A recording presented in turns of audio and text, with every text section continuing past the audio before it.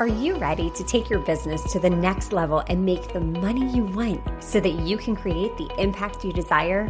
Then you're in the right place. It's possible to run a successful business built around your life. Get ready for a little bit of tough love and a whole lot of strategy to grow your business without sacrificing your sanity. If you're ready to get out of your own way and step into the role of CEO, then let's go. I'm Amy Traw, and this is the Motivated CEO Podcast. Today's guest is Alyson Caffrey, and we are talking all things getting your business ready before baby comes. And even if you are not expecting at this moment in time, I highly encourage you to listen to this episode because she may pop in a few tips as well that may throw off some light bulb moments like, oh, wait, that would make my life easier. So this applies to you too. With that being said, Alyson, I'm so excited to dive in with you to this topic today. Amy, thanks for having me. I am super, super passionate about helping moms in business. So Yay! Thanks so much for having me. I love it. So before we dive in, tell us all the things about yourself, who you are, what you do, and who you serve. Yeah, totally. So I'm Alyson Caffrey. I am multiple time founder, mom of two little boys. My kiddos are 3 and 1.5. So things are a little loud and crazy here. If there was a membership to the Container Store or, something of that nature, I would totally have it. I am all the closets have the clear bins with the labels on them. And it's always been my number one most de-stressful activity to organize the world around me. So it is no surprise that I ended up in professional operations, and not professional operations at the corporate level, professional operations for small business owners. I've worked with solopreneurs, small, tightly knit teams, and I've worked with all the way up to 500 person organizations who are in that acquisition territory and really prepping the business for being the most efficient and cost effective that it can possibly be to attract buyers. So I've really expanded and contracted to fit lots of different types of small business models. And I was saying before we hit record that my business operations agency just celebrated its 6-year birthday, anniversary, whatever we want to say. It turned 6. And it's been super exciting because I'm first and foremost like a little, oh my goodness, how did this happen? And then also too, thinking back on all of the experiences and the excitement that we've had. And by far, what has led me to the most joy, the most excitement, and probably the best results is working directly with moms in business who are running their own business and really growing family at the same time, right? Really trying to be wildly effective inside of their business and also wildly present at home. I love it. And that's what's really cool about you is you had this business before the babies.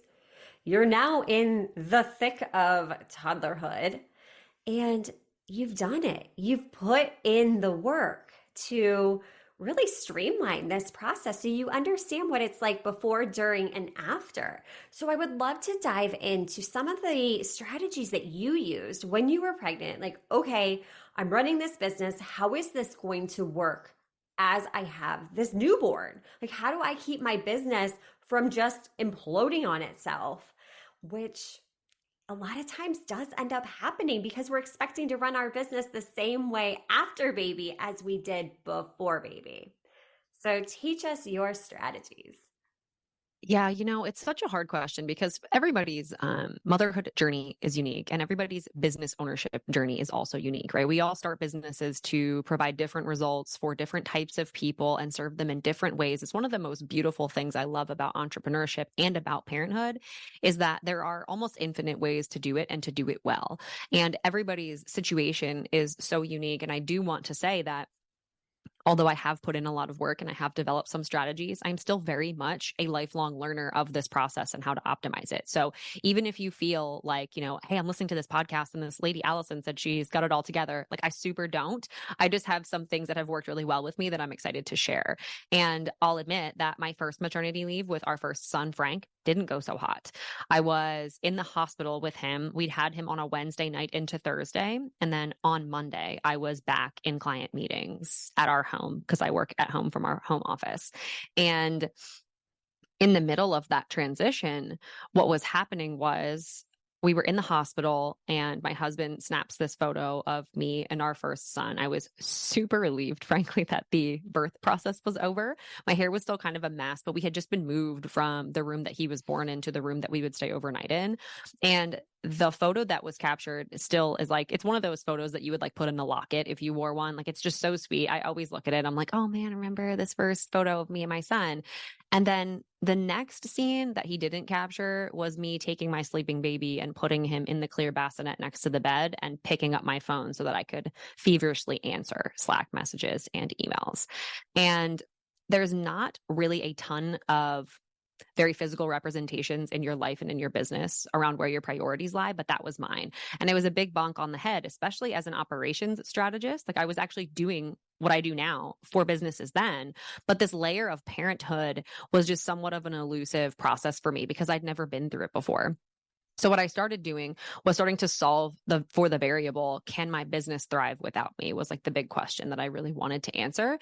And what does my business look like after baby? Because I need to fundamentally be a different person, right? When we become a parent, so much about us changes. And I do fundamentally believe that becoming a parent, that process and building through that, life that you used to have and the life that you have now, incorporating all of the most wonderful things that you loved about your previous life, while also developing these new skills, really digging that big well of patience, right? Digging that big well of gratitude. It's some of the best leadership training I think a human being can physically go through, and it can be directly translated into our business. So I love the maternity leave planning process because as you're going through that experience, you can be soaking in leadership skills that when you return back to your business, you can lead with more patience, you can lead with more empathy, you can lead multiple personalities for my moms with multiple kids, right? You understand that fundamentally people's needs are different. And I've personally experienced, and I've helped shepherd other women through this process, that they just feel completely transformed after this experience of becoming, a parent. And so really the biggest thing that we can do is first and foremost, just recognize this as an opportunity and not something that we need to just white knuckle our way through, right? We don't just need to get through the maternity leave experience. If we prep, we can slow down to a point where, yes, it's going to be challenging, but I mean, so is running a marathon, so is running a business, right? Like, these are all really challenging things. And I think mompreneurs specifically are super equipped to be able to meet these challenges head on and kind of like juice all of the incredible wisdom and, leadership capabilities out of it. Oh my gosh, absolutely. And that right there, that's why I feel that moms make the best business owners because we have this inherent skill set. And if we can harness that skill set, oh my gosh, like we're on fire. I think we don't give ourselves enough credit sometimes. And I love to how you're so open and vulnerable about being like, you know what, I didn't have it together.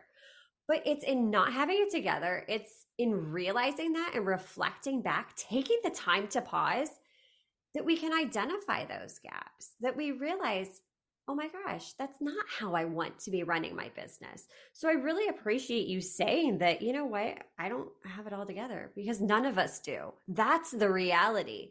Everything on social media is only a snapshot in time. You're only seeing what that person wants you to see. And I think that's a very important thing that we keep at the forefront of our mind, that no one has it all together. Even in my business, I love systems as well and workflows and things, but I'm constantly looking at them and seeing, okay, how can we make this even more efficient? Where can we fill the gaps? Because I'm a firm believer in the best system out there is the system that works for you. And that's exactly what you said. There's 20,000 different ways to achieve the end goal. It's finding what works for you, what works for your business, for your brain, all of those things. So in preparing for this slowdown that's coming, you're getting ready to have this baby, you're starting to slow down. What are some of the things that you should really be prioritizing as a business owner to get that business ready so that you can take a little bit of a step back and really embrace that time with your newborn? Yeah, absolutely. So I think, especially if you're working on your own or you're working with a small team, businesses are built on four fundamental systems, right? So the first is the way that we generate attention, right? That those are our marketing systems. How do we get new people to take a look at some of the stuff that we have to offer and just kind of get into our world? The second is how we take those folks who are following us and create customers out of that audience, right? So how are we serving people? The third big system is that core process for transformation. So when someone becomes our buyer and they trust us to get them results and fulfill the promises that we're making with our products and our services, how do we make that transformation for them? And the fourth and final system is how do we keep all of the administrative balls in the air, right? This comes down to your calendaring, your email, your HR, your finances, right? So we can kind of put all of that stuff in one bucket because it super depends on the way that you're running your business right now. So if we kind of condense everything down to those four fundamental systems, what you now need to do is go into your calendar and consider what gigantic roles do I play in keeping those four fundamental systems afloat, right? Are you in a position where you're literally boots on the ground going out and connecting with new people at marketing conferences, and that's how system number one runs? If that is true, we need to solve for that variable, right? We need to make sure that if you're going to take 3 months off, you might be able to fill your pipeline and kind of batch some stuff ahead of time. But guess what's going to happen? That's going to trickle downhill. And then when you come back into the business, having not put that time in, it's going to dry up your lead flow in a really significant way. I actually learned that the very hard way when I took my maternity leave from my business with my first son, Frank. I was like, oh man, I connect so much. And I didn't realize that that was the biggest way people were coming in. I just saw the amount of leads, right? I was like, okay, these are the amount of people that are coming into my world, right? So we need to make sure and just kind of look upstream and consider what is on my calendar that affects these four critical systems. And then how can I try to remove myself from those things. So the three biggest ways that I typically find to do that, number one is to document your processes and hand them over to somebody on your team. Even if they jump in at an interim point, getting really comfortable with delegating and asking for help in the business is incredible. My experience with that through my maternity leave with my second son is we developed leaders in my business, which was amazing.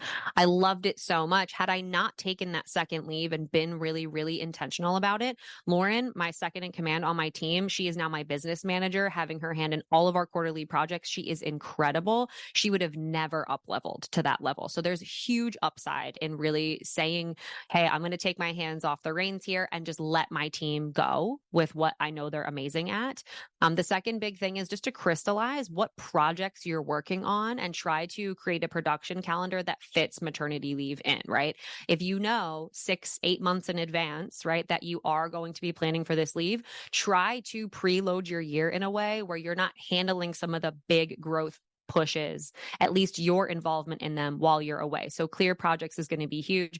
And then the third piece is kind of a secret backdoor piece that, to be honest, was very helpful for me. I'm a data person and it quiets the little voice inside of my head that says what's happening behind the scenes. It helped me not bird dog my people and make sure that I was in a position where I could stay updated. And, you know, all the postpartum anxiety and all the things start happening. And 2 a.m. during feedings, I was like, I'm going to check my scorecard. So compiling a company scorecard with the key data from those four systems, right? How many leads am I getting? How many people are converting? What projects do we have on the horizon? Are we getting the results for the people that we said we're going to actually get? And are all of my emails actually being answered in a timely manner? Do I have that delegated properly? Or, you know, all of those things, right? So you can create the data set that actually is going to serve you the best.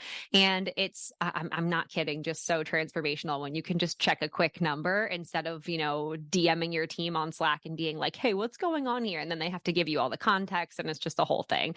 So I'd like to say it improved my team relationship as well as it did quiet that little voice inside of my head. Yes, yes. And I love to just the overall curiosity that you approached it with. Like, how can I make this business function without me having to have my hands in it all day, every day? And when you transform your mindset to that, how can I, then you start to see opportunities out there. And I love too how you said, you know, you documented processes.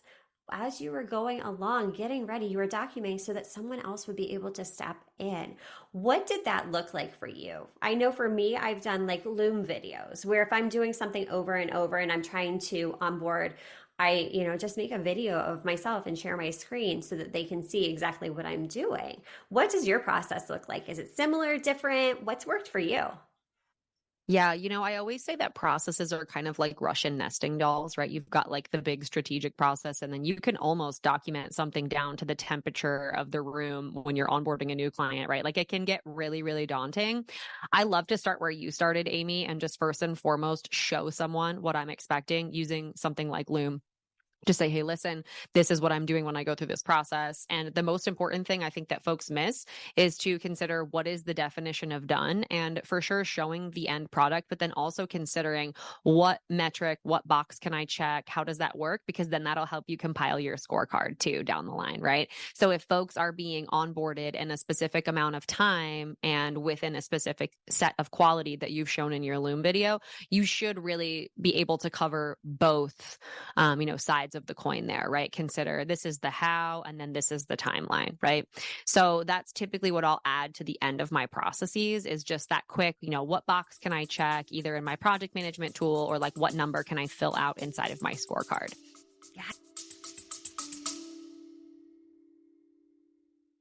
I'm interrupting this episode to share a free online networking opportunity for female entrepreneurs. Join me for Coffee Talk every Monday at 12:30 Eastern Standard Time and connect with like-minded entrepreneurs, leveling up and stepping into the role of the CEO of their business. Details can be found in the show notes. I would love to see you there. So for the mom that's like, okay, this sounds awesome. I know I need to do it, but I'm a type A control freak and it's really, really hard for me to take my hands off. What advice can you give her? Because I know I used to be that Oof. way. It was hard. It was hard at first to be like, I trust you to do this as well as I did. I'm going to say a couple of things here. First, I'm in that boat. I have specific things like booking travel. I shouldn't be booking my travel, but I have very specific things that I want to see, and that's fine. Nobody should be shaming anyone. I remember I was on a mastermind call one time, and they were like, if you're booking your travel, then you're completely wasting your time. And I remember feeling very confronted, and I was like, you know what? Actually, for my type A brain, it makes me really happy and decreases my anxiety to just book the travel and know that everything's done right versus just trusting that somebody else handled all that stuff and then I walk in blind. So there are other things, however, that I can do that with, like meeting agendas, for example, right? I can have somebody prepare the meeting agenda. I can take a look at it. And something that I like to keep in mind is something that my coach taught me is this delegation pattern of 10, 80, 10. So you come in the first 10%, you tee it up, show the expectations, share that Loom video, have them take it about 80% of the way, and then you can come in and put your finishing touches, feedback, all that stuff. It kind of de-stresses the whole 100% delegation concept. And I love that. So first, don't let anybody make you feel guilty for keeping some stuff on your plate that you just actually feel like will decrease your stress. Second is try the 10 80 10 rule. I think it's going to be super, super helpful for teeing up expectations for your team and kind of ease that transition. And then third, kind of going off of the 10 80 10 is delegation is a muscle. So if we start delegating and we even don't get to the 10 80 10 right away, even if something goes off of our plate 30% of the way, that is a win and a step in the right direction. I talk about running a business like training for marathons or summiting Everests or doing all of those things, right? We don't go out on the first day of our training plan and run the dang marathon. That would just be wild, right? And sometimes in our business, that's what we expect, especially too in motherhood, right? We're like, oh, I've never done this before. I'm just going to crush it. And then we get really defeated when it doesn't work or it doesn't work the way we think it's going to work.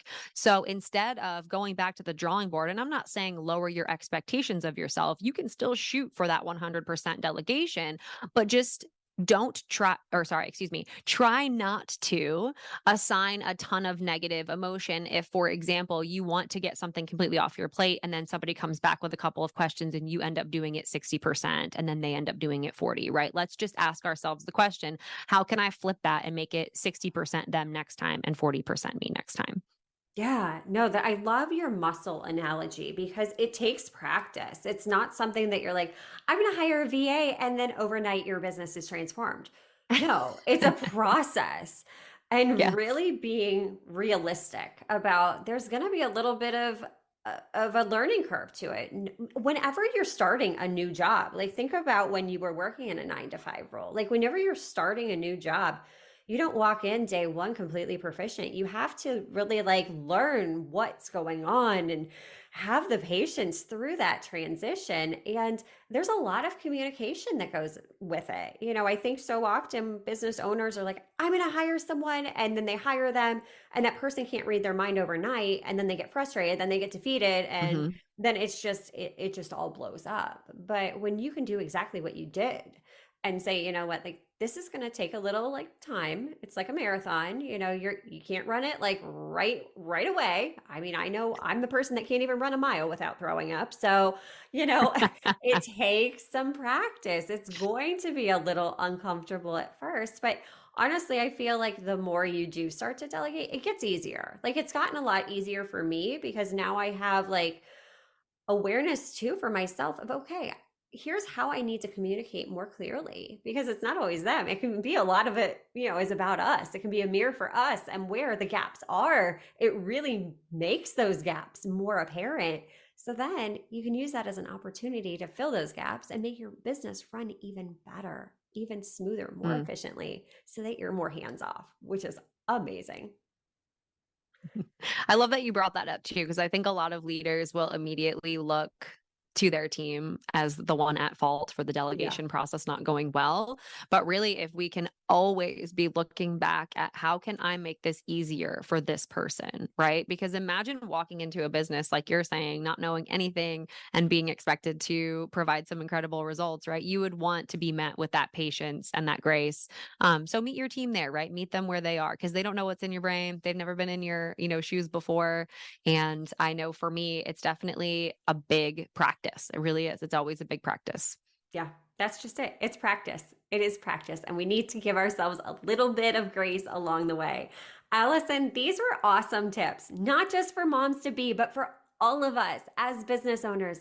Thank you for sharing your perspective on this, because it really does help to reframe those unrealistic expectations we have. And you gave us strategies that we can implement in order to make our businesses seamless and running on autopilot without us, so we can have time and flexibility to do the things that we want, the things that we need to be doing, not the mundane little nitty gritty stuff that doesn't necessarily need to be us. So, where can we get into your world, learn more about you? If we are expecting, do you have anything for those mamas? Yeah, totally do. So I am most active and post most content on Instagram. My Instagram is at Caffrey. And if you are an expecting mom, send me a DM. Just DM me the word guide, and I will send you my maternity leave planning guide completely free. No opt-in, none of that stuff. It is just like the best goodwill I possibly have for expecting moms who are running a business, because it can be really scary and there are not a lot of resources out there. So that's number one. If you are a mama who's running a business with kiddos at home already, tons and tons of resources. AlysonCaffrey.com/checklist has a free checklist for moms in business who are just like, I got to kid proof this thing because I feel like I'm constantly being pulled in 1,500 different directions. So you can get a comprehensive checklist of really just assessing, where is my business? What might it need to look like so that I can get more present time at home with my kiddos? And my book, The Sabbatical Method, is available on Amazon. Fantastic read for those of us who just want the full soup to nuts. How do I remove myself from my business? Especially if you are growing a large business and planning to exit it at any point. That's a fantastic resource. And a lot of people think that building a business for a lifestyle and building to exit are two different things. I take the other approach, that it's actually the same thing, right? If someone wants to buy your business, it's also probably not that hectic to run. So we kind of want that to be our end goal.